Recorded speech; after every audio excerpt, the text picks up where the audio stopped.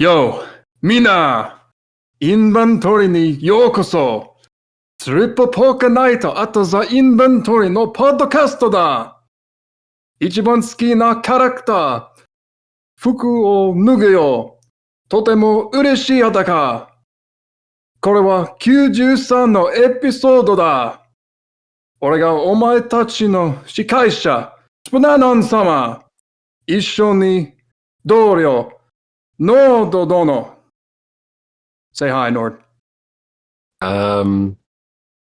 Hi? 今日のスペシャルゲストは、ニコールさん。みんなが挨拶して。Please greet everyone, Nicole. もしもしこんにちは、みなちゃん。Okay, 行くぜ!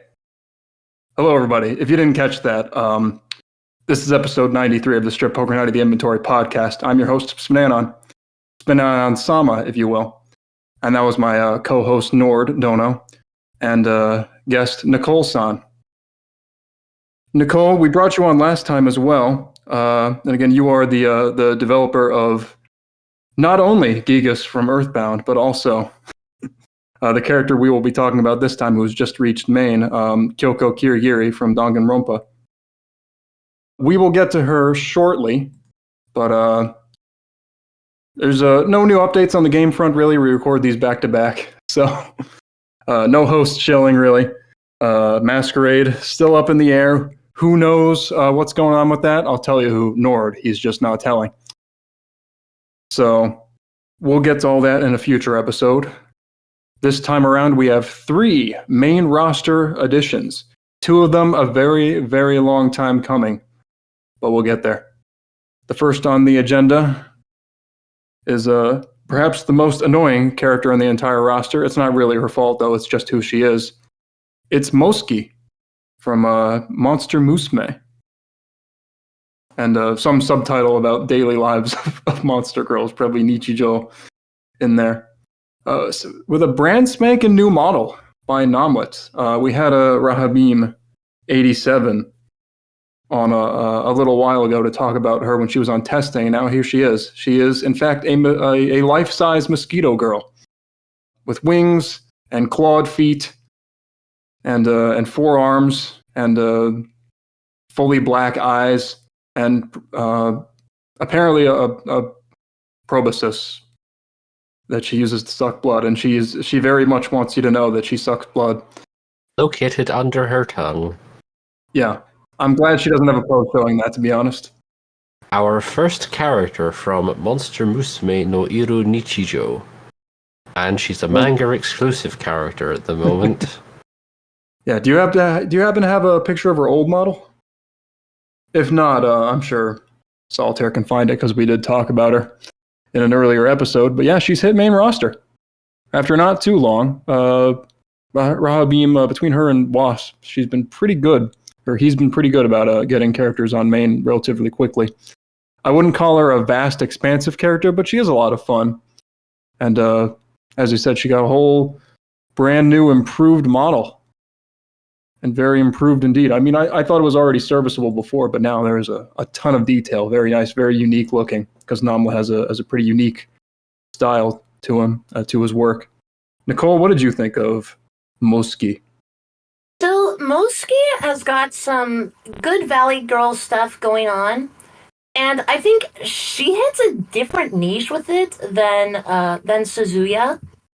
I think Moskii is a little bit even more head first, a little bit more immature. She actually says ZOMG. That is an actual thing that she does in the game. Love to see it.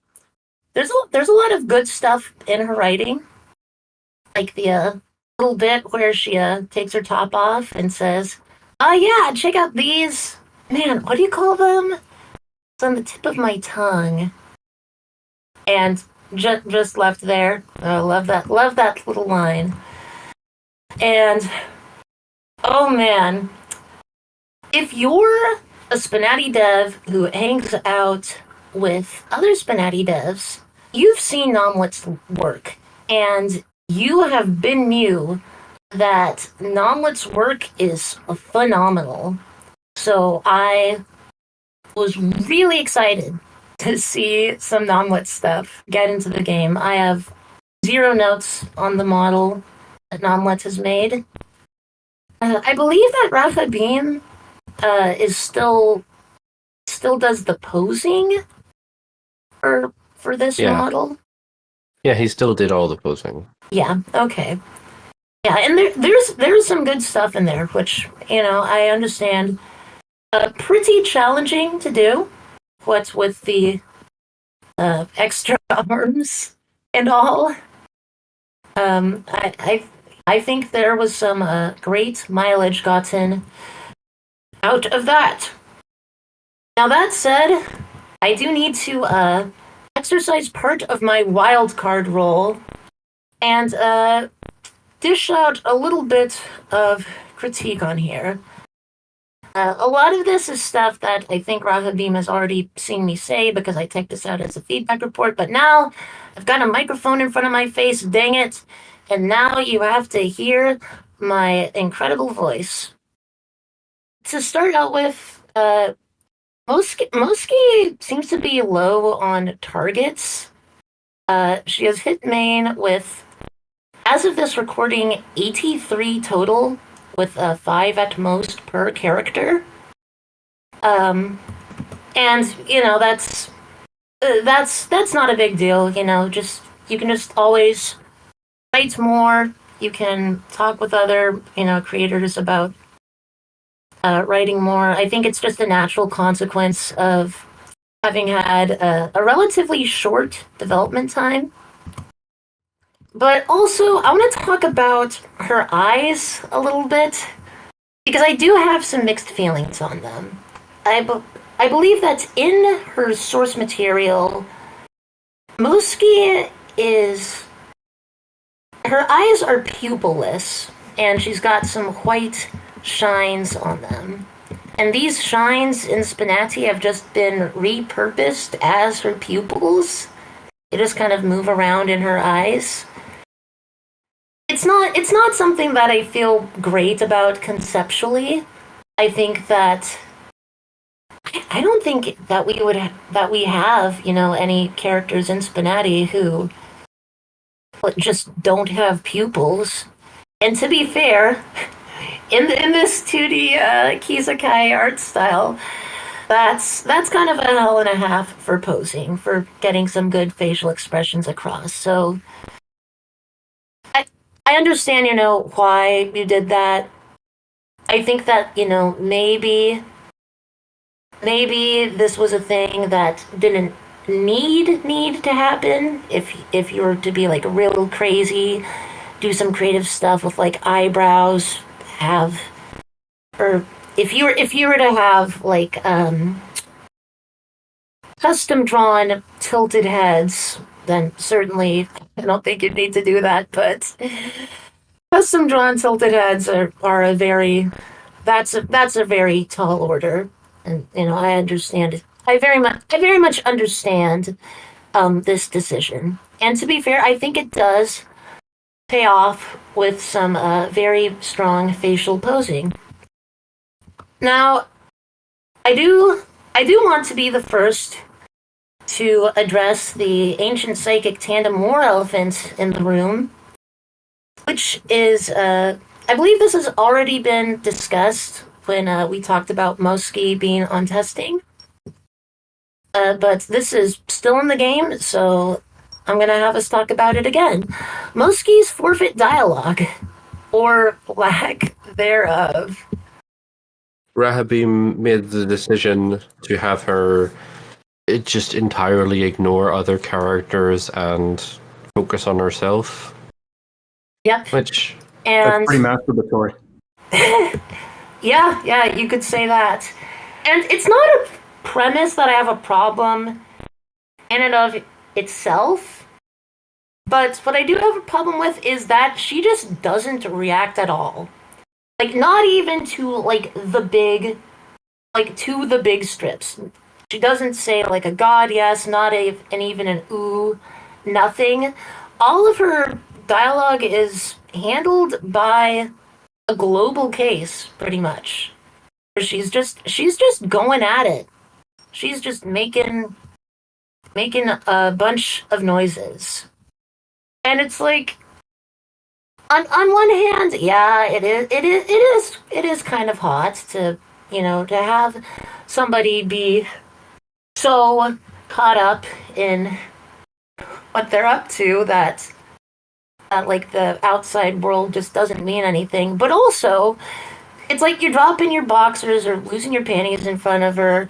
You have no idea if she likes it or not because she's just doing the exact same thing. She's saying the exact same thing. Now, I believe that the two of you, Nord and spnanon, you may be under the impression that this is the second time Rahabim has done this, following Kyoko comment. I just want to confirm, is that the case? Is that your understanding? That is my understanding, because I know they did it with Kyoko Kamen. Yeah. spnanon, do you have anything to say about that? What are you getting at? Oh, I was asking, did you know about how Kyoko Kamen did this before? Is it your understanding? Is it your understanding that this is the second Rahabim character to do this? Get to the point. It's not the second Rahabim character to do this. This is the third. Wasp's casual outfit also does this. Specifically, the casual outfit. Wasp, like, there was already forfeit dialogue that was both verbal and actually, like, reacted to the cases. Already there. As an author, Rahabim made the conscious decision to give casual Wasp a variation of her forfeit where she just kind of shuts off the rest of the world like that. And so I think with Kyoko Kamen, I think it's actually kind of hot, and also, it's April Fool's, so nobody cares. But Well, kind of what I was talking about with the Dunbun epilogue last time. What you choose to put in a sexual situation like that. Kind of it lets the cat out of the bag. Lets the audience know what you're into. exactly. So yeah, the fact that I guess that has a lot of appeal to him. the fact that it's been done 3 times clearly tells me, this is what you're into, and hey, all the more power to you. I don't get it, and it's my understanding that Rahabim intends to just follow his bliss with these projects, and to that end, I say bless you. You see, you have a keen Bless awareness of these your things bliss. because you can, as an artist, you can get away with not drawing buttholes. So if an artist goes out of their way to draw the butthole, you know they like that shit. You know that they don't mind getting dirty on the playground. Yeah, exactly. Anything else to say about Moskii, Nicole? Or we can move on to Nord. I think I've yapped long enough. I'm ready to pass the mic. Okay, so I think I agree with most of that, or pretty much all of it, really. I believe this was brought up as like suggestion material during Moskii's sponsorship phase. Rahabim defended it by saying that he already did it with Kyoko Kamen and nobody complained then. And I get the logic of that, but at the same time, she was an April Fool's character with only like 300 lines, probably. I feel like it's not really something that I'll challenge him on that much. I just think there's a missed opportunity, as you mentioned, for her not reacting at all to the big reveals. It's not really, and as you say, it's probably not really done out of laziness, because it takes active effort to make it so that they don't react in any way to other characters like that. Like you're like he's deliberately writing characters this way. It's sort of like whatever. I just worry about the missed opportunity cost. But in terms of the good thing, like Moskii does what she is like designed to do really well. There's an inherent like comedy to the fact that this is our first Monster Musume no Iru Nichijo character. The art is really good. All of her dialogue leading up to her forfeit is really good. She really does capture that Valley Girl vibe. She has some funny comments towards other characters as well. Most of them are just generic or filtered, though.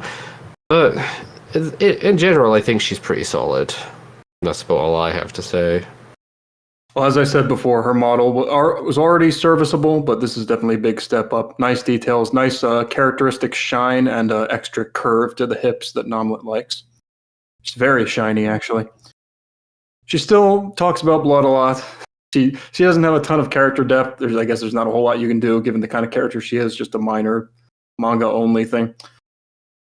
I think that's more excusable for positive characters, characters that are generally peppy and cheery and excitable, because that's just like it's a pleasant presence overall. She got some funny zingers in there. She had a line about like a Dullahan. I think some extra lines about her setting or like other monster girls in general, especially since she doesn't have much depth, those could go a long way. Because yeah, she doesn't have really many targets. Rahabim's not a super social creator, so I think it kind of shows when people don't talk much on the Discord or whatever. They tend not to talk about. They tend not to have their characters talk to others very much either. And probably because her legs are all custom or her feet are custom. Especially for a flying character, her feet and legs were kind of stiff. I saw. So yeah. Surprised there's no like flying forfeit. She obviously doesn't really have any lines for the forfeit, and wasn't a whole lot of fanfare for like when she actually came and everything either. But quite good overall, and a very very solid character. I think the reason might be a like global case issue, where like her finish pose might not play properly. Possibly. I'll end by saying that I've recently seen the 1986 movie The Fly, starring Jeff Goldblum. So I'm sorry, but these large insect features will never cause me to achieve any kind of erection. And I don't care how cute she is. Okay, all I can picture is her head opening up and all of her human features falling off and rotting. Well, you need blood. You need blood for that. And she's high demand for that. So with that image in your mind, Nicole, why exactly did we bring you on today? As well as the previous episode? Well, it's because, finally, after 10,000 years, also known as 17 months apparently, Kyoko Kirigiri from Danganronpa has made it to the main roster. I gotta be honest, I forgot when she joined, and I wasn't sure if it was ever going to happen. But you can tell the full story because you know it better than I do. Tellingly, she never actually fell off of testing, I believe. You always got to her here and then, even when you seemed a little obsessed with Gigas. She never died completely. Apparently, she never dies in the game either. So she held out. She survived. She survived the killing game known as testing. And I think she's come out pretty good. Well, I'm glad to hear you think that. But please tell us all about what your hopes and dreams are for the project, what the experience was, and where she's going to go from here. Okay, I can start very quickly. I chose to work on Kyoko because... Speaking of Dullahan. Oh boy. Oh gosh. Yes, I chose to work on Kyoko because I am the scum of the earth known as a Danganronpa fan, and Kyoko's my favorite character. I saw her in the first game, and she is a super cool stone cold Betty who contributes a lot in the class trials. And I looked at that and I was like, hell yeah. And spnanon, we're not so different, you and I. I understand that you were drawn to this game by the original version of Kyoko Kirigiri, release number 21. The part where she takes her gloves off and it's treated as a serious emotional moment. I was also drawn into that, specifically because I looked at that, and for what it's worth, I think that it was pretty good by the standards of 2017, or perhaps lack thereof. But I looked at it, and later than then, I saw her having purple undies, I saw her taking her gloves off, and having not that great of a time mentally, and I thought, well, I can do better than that. I learned that nobody was working on her. I learned there was a model by an artist who was completely unknown at that time, who is now known as Purple Kuroi, an absolute slugger of a kisei artist who just knocks it out of the park every time. And I am super jazzed to have worked with her. Now I understand, you want to hear about why she took 17 months to make. There's a few reasons for that. I could tell you that in the 3 months leading up to April 1st, 2023, I spent 3 of those months working on my monster. But then my monster didn't pan out, so I made a guy from Earthbound instead. I could tell you that I spent another mostly overlapping 3-month period also reading 7 volumes of the prequel light novels and sucking up some very useful intel on Kyoko's personality and history from there. I could tell you about the sponsorship process Kyoko went through and how I spent 8 months working on one of her 5 completely necessary sponsorships, which was 36 requirements, 158 lines between them. 158 lines on its own. That's not too bad. That's like 2 months or like 3 very productive days. But 36 requirements, it's a lot. I got halfway through that by the 8-month mark when I was writing one of 2 required fake animal ears targets for the fake animal ears tag. And I finally broke, and I showed up in Remilia's DM, a sobbing wreck with caps lock turned on, and asked Rem to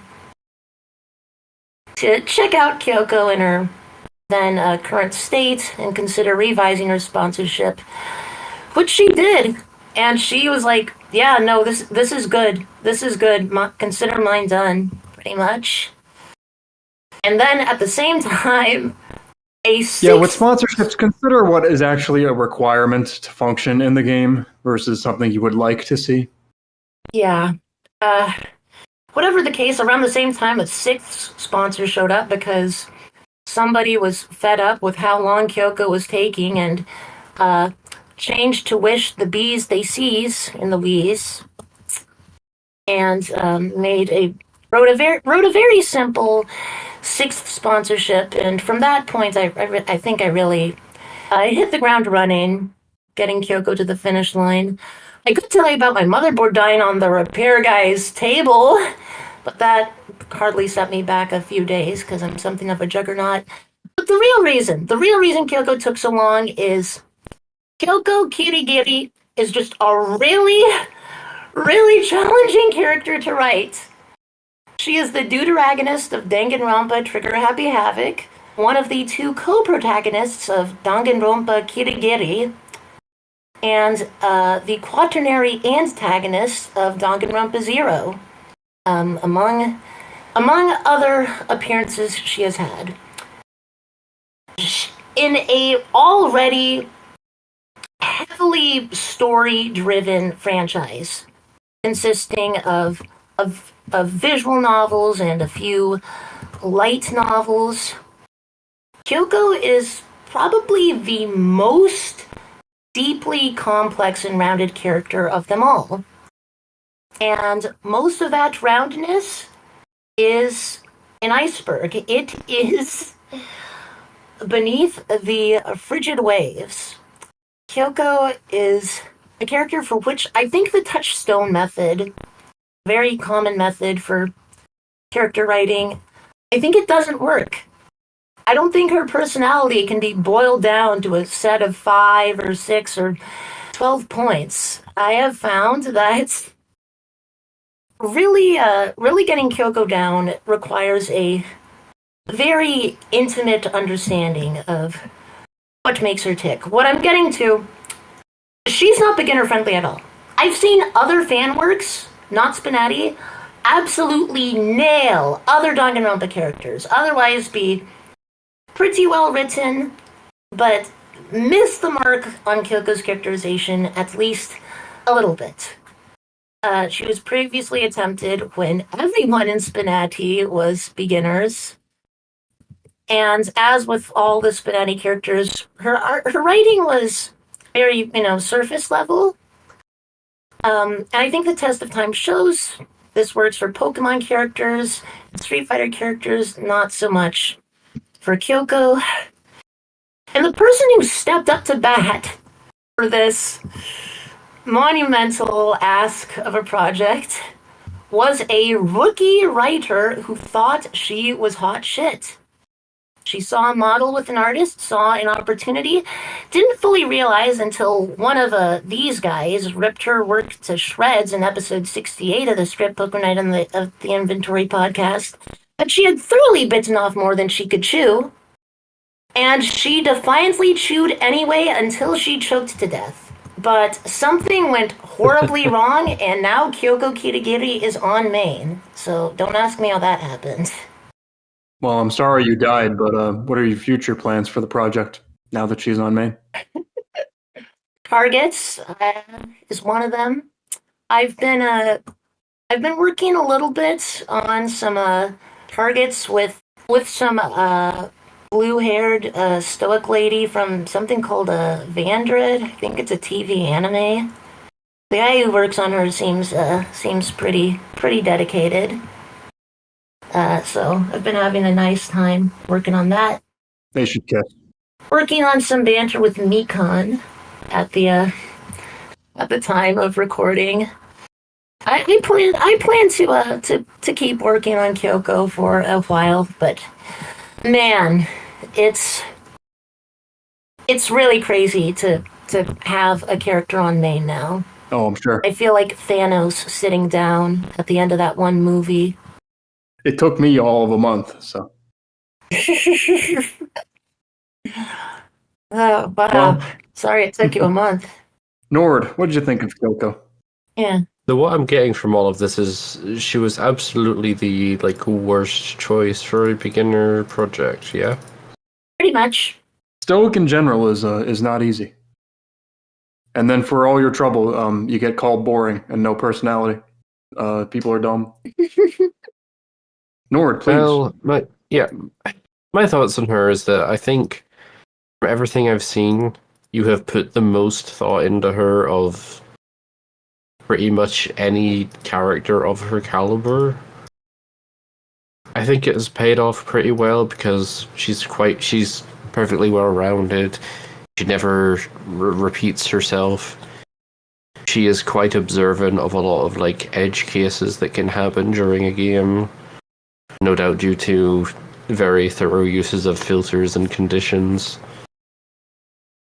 The only thing I would really call a missed opportunity writing-wise is that from her, I don't feel like I've learned anything about Danganronpa.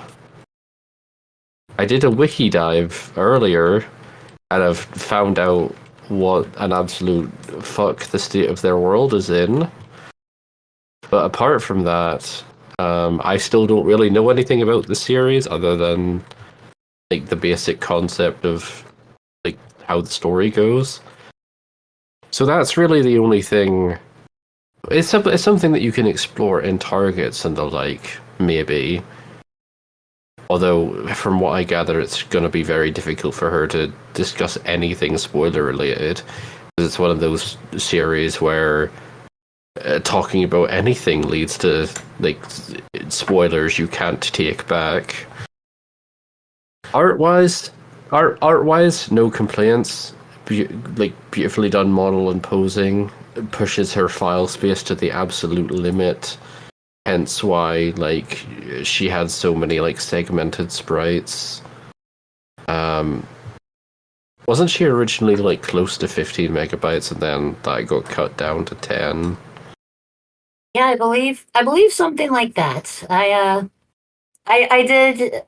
Yeah, I pitched that idea like with Kuroi not long before she showed up on testing, and yeah, and Kuroi gave it a go, and I think it turned out great in terms of the file size saved. It caused some very hilarious bug reports along the way, like multiple instances of her head falling off. Yeah, I think that's fixed. That's her head falling off is not a part of her character. She never dies in Danganronpa that way. It seems that she keeps her head, actually. Yeah, she keeps a cool head at almost all times. Even if Bobo is ripping his clothing to shreds in front of her. Or did you have anything else to say? Not really. Sorry for that. There's nothing really for me to critique, I would say. Aww. Well, thanks for your targets to Maya. If they're going to have a stoic off, I think Kyoko will win. Maya's kind of hot-blooded in her own way. She just tries to simmer it down. But I respect the side hustle, or the hustle, first of all, to read all that side material. The light novels and so forth. I think that's actually what helped me a lot in sort of reassessing like what I wanted for like a revamped arts and just premises in general for Maya and Jura was finding like art books and novels and things. I think that really helped it. I mean, it goes a long way, and you learn a lot. So I respect that. I respect the time and the effort you put into this project.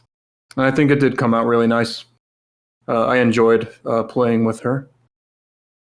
She felt appropriately subdued, like it's a tough balance with a stoic, subdued character.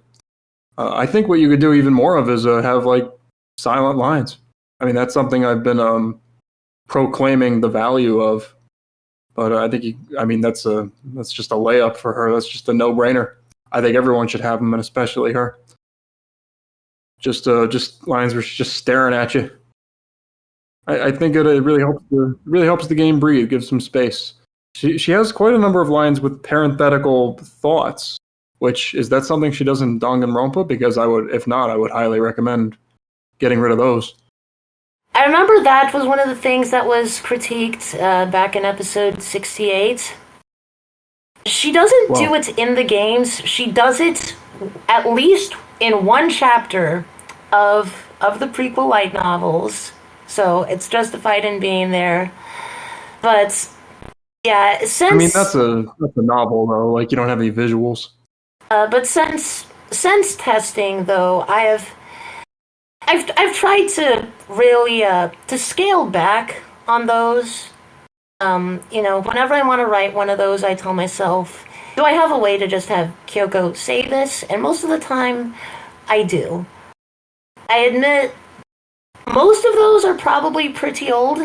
I think they were a crutch for me in the earlier phases of her development. Because I have grown a lot as a writer, as a dev, in the span of this one project, I think. I think that's fair to say. Yeah. So yeah, so I try to have her speak her mind. It's funny that I said that in episode 68. I guess I'm nothing if not predictable. Because I think you defended it. I mean, Nord, you can say that, right? You can always predict how I'm going to open the episodes. Oh yeah, totally. I can always see it coming. You never leave me flabbergasted. Yeah, no, you would never take Atai-san by mistake by eyes. So, among my other notes, good tits. She has good tits. Shouts to Kurai. Small boob enjoyers. Eating well, drinking well. Maybe not drinking well, but eating well.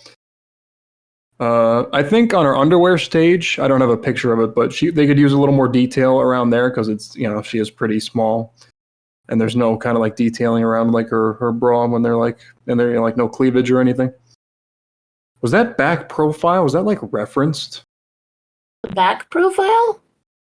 Like her head on the butt pose, the profile. Was that referenced? Yes, that is. Her head is derived from one of her sprites in Danganronpa.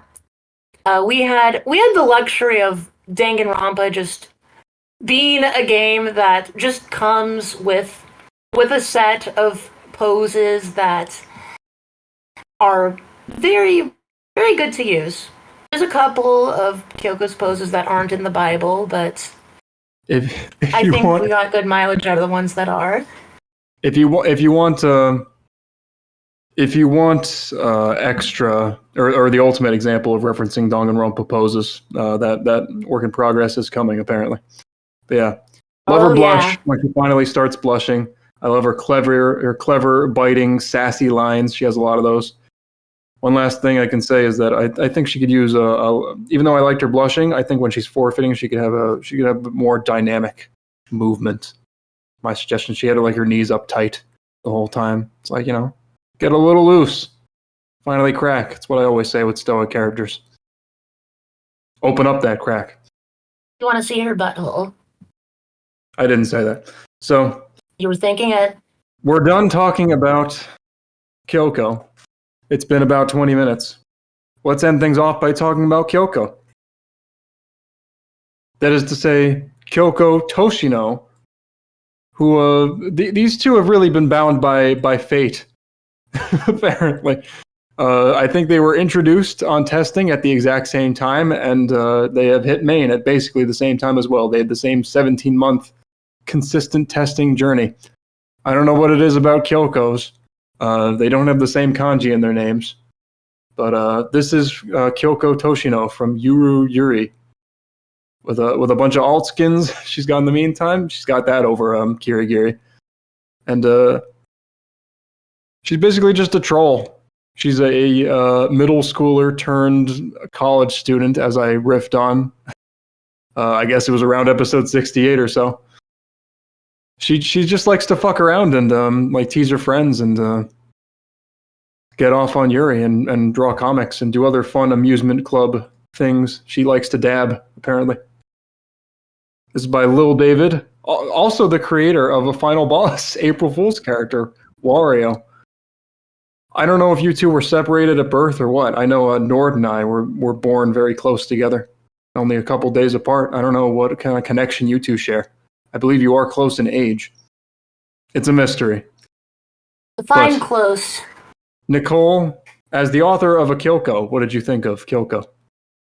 Kyoko Toshinou is a very well-realized character at this point. I pretty much have nothing but heaping praise for Lil David in getting this project to such a state. I thought Toshinou was already fairly good by the time she showed up on testing.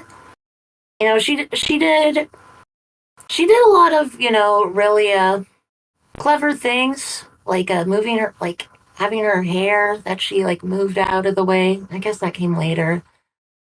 Lil David just has an eye for putting fun stuff in the game. And when he's not doing it to Wario, he is delivering what I would say is the second closest thing SPNatI has to a female Bobobo, after Bobobo herself, of course.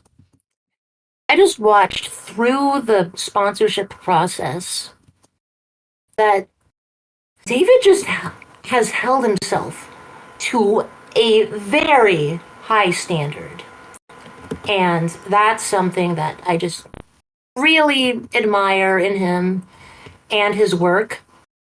Toshinou got 7 sponsorships, one of which was like flawless. Someone just said, like, yeah, no, she's good. She's good. Just, graduate to Maine if you want. Somebody suggested giving her another costume when she already had 2, the default and the currently unlisted sexy tomato. It was too sexy for the game, which resulted in the sweater alt, all in service of, mostly in service of selling her age up better. And David just took that to heart, worked on her proportions, gave her some more dialogue, filling in the gap between Yuri and her SPNatI appearance. That was something that I asked for. I believe your exact words were, "I'm requiring you to write fan fiction." Yes, exactly. Exactly that. And this sweater alt just makes Kyoko Toshinou just so believable. And it's the way her generics were touched up. It's some truly top-notch stuff. She says some very cute and some very funny things. Like that line, ooh, you want to take off all your clothes? You want to get naked so bad? Like, oh man, it's... I think I would have had some constructive criticism, like, if this were Kyoko Toshinou as she first appeared on testing, but I don't think I have anything negative to say at this point. Her sexuality and her age up have improved the most, and everything else improved as well. I love the sweater alt. Just honest, 3 thumbs up from me. Moskii could do that pretty easily and still have a hand free. Yeah. Nord, what did you think of the other Kyoko in this Kyoko double feature? I think she was rather well done. I think my main criticism will still hold to being her choice of default outfit, simply because at this point little David has proved that he is willing to spend weeks, months in the Kisake pits, chipping away at like a totally unnecessary but very much appreciable art rework to get her into her final state. So he could have very well used it as the opportunity to just entirely change what costume she had while she was still in testing, as her default look, I mean. But regardless, he's sticking with her more iconic look, and I think he has made considerable efforts to offset that with the dialogue changes. She's quite funny. She's very much a goofball. Is sort of a very positive presence to have at a table. Does steal the show a little bit with all of those animations and stuff, but some characters are background players and others are the sort of like main attraction, as it were. Oh yeah, the little twirl she does with the butt pose, that's nice. Yeah. She's spinning to Winnie. Well, she does seem to thrive on attention. She has a lot of... Oh, do you have more to say? Yeah, just a little more. She has funny reactions to like niche situations of the game. Like in my test game I did with her, she had a reaction to like me taking my socks off last. And like it wasn't just like as a reaction, it was like player must take off item like she actively was able to like actively recognize, okay, you're exposed, but you're wearing socks, and make a comment about that preemptively. So, making much like you, Nicole, David makes a good use of like conditions for specific dialogues.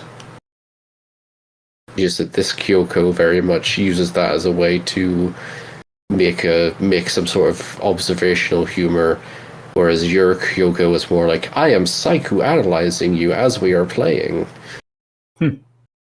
She has some very nice, great drawn detail on her stripping poses, all the folds and shading that goes into her draped over clothing. It's very nice. She has lots of like scheming or like bold expressions. It varies a lot. You can always tell exactly what she's thinking, and it's very extreme in that way. It's a good use of that cartoony art style. She felt more cohesive in my test game on main roster compared to when she was on testing. I said, she didn't feel as into it. She felt like she was kind of hanging back and like making jokes. And here she did seem a little bit more into it. I think he took that advice to heart. So in that, she felt like more cohesive and more actually reined in a way. Like in a good way, and that she's actually kind of like more locked in the game and not just like riffing on it, as if she's like a Let's Player or something. She felt like she was a part of the game, more so. Yeah. And she made good use of the game mechanics to show off her personality. You mentioned the random or like the specific conditional cases, but for instance, one thing that I saw is like, yeah, I just drew my cards randomly that time because I thought it'd be funny. Which, knowing him, he probably actually did change her intelligence for just that one stage to random, or just that one line, and then change it back. There's just little things like that can go a long way. So yeah, more sexual, more into it. She even had like bedroom eyes on a couple like masturbation poses, which was nice. And yeah, nice alt skins, fun time like her messing with people. Just reading off all my notes here. I'll end by saying this is almost just like a character choice thing because of like inherently who she is. I made fun of her last time for kind of inelegantly keeping her middle school outfit and then saying to the camera that she's a college student.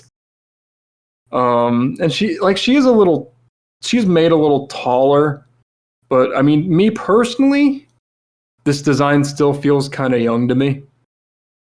I mean, that's just kind of the character design in general because, she's not that tall or big or anything. And her face and her eyes, they're so rounded and young looking. It puts me off a little bit. It might not bother some other people. It does feel a little bit like a childlike design still. It was a little weird, like having her like stand next to like Jura, whatever, and Jura talking about, like, hey, you ever get it really good or something, and she still looks a little bit like she's 12. Even though I'm trying to have my characters flirt as if they're like 20. She's got slice of life anime face. Do you agree with that take at all, or do you think this works for you? Or like I feel like there could have been a little more to like with her design. To like age it up. I think you can pretty much always do more with a design to age it up.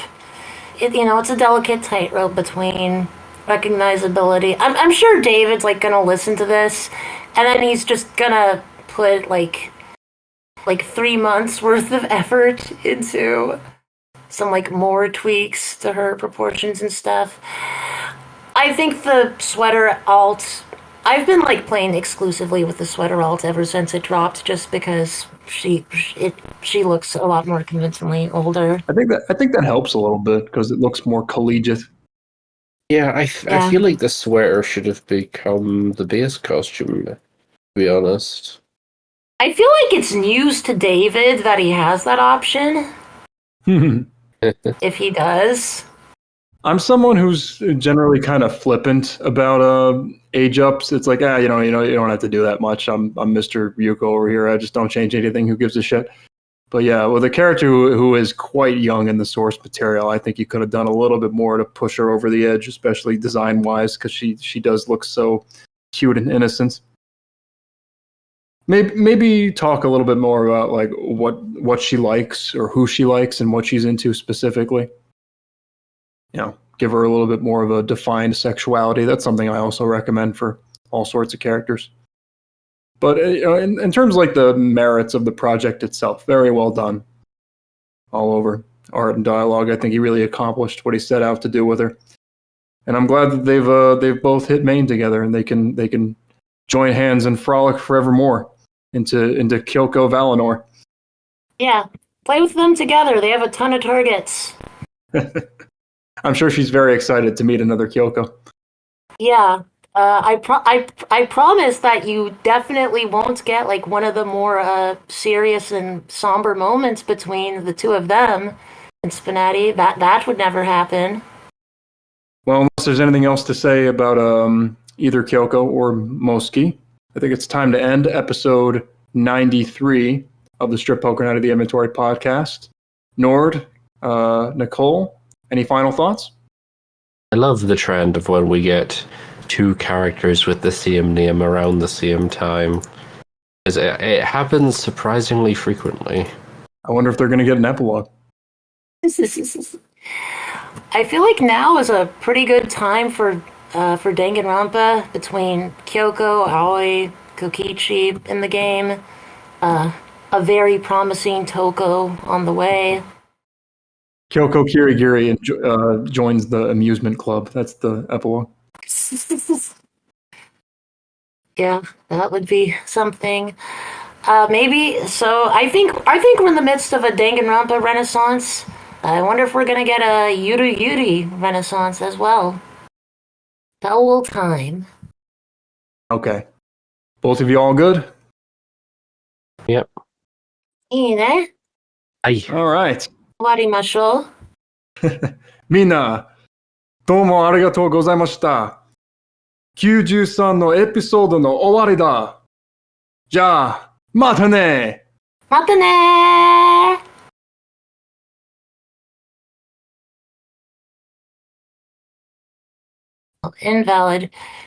Invalid nickname. Hold on. What is it? Oh, this is What did really. you nickname yourself? I didn't. It's so I'm used to light mode, so that's already a terrible thing for me to say, isn't it? Oh God! Don't remind me that you used light mode. Nicole having to put on sunglasses to talk on Discord so that she isn't utterly blinded. Okay. Is everybody ready? I'm ready. I'm ready. I'm gonna stay quiet until you introduce me. Don't be so timid. I've got an adamant nature, most likely. I never checked the memo. I liked how in black and white and black and white 2 you can give yourself a nature on the trainer card. Yeah, I made myself quirky. Oh, that's right, I am quirky. Yeah. I put I'm assuming you can do that in later gens, I don't know. No, it was only in black. It was only in black and white too, I think. No, it's in the first one as well. Okay, black and white 2 and black and white 1. Yeah, you start off. There's probably a lot of people that don't realize you can change it, and they're just left with Hardy the whole game, but a filthy fucking neutral nature. I gave myself brave on You're so brave. No, it's because I like attacking, but I also go through the game very slowly. I learned the meaning of the word siesta because in X and Y it describes your Pokemon's personality trait. And one of my Pokemons was takes lots of siestas. So I was like, what the heck is a siesta? I believe that means that your HP IV was the highest one. But it's Yeah, I guess you wouldn't be exposed to that word very much in Northern Ireland. Anyway, in Black and White 2, I gave myself a naughty nature because I was jerking off to all the girls.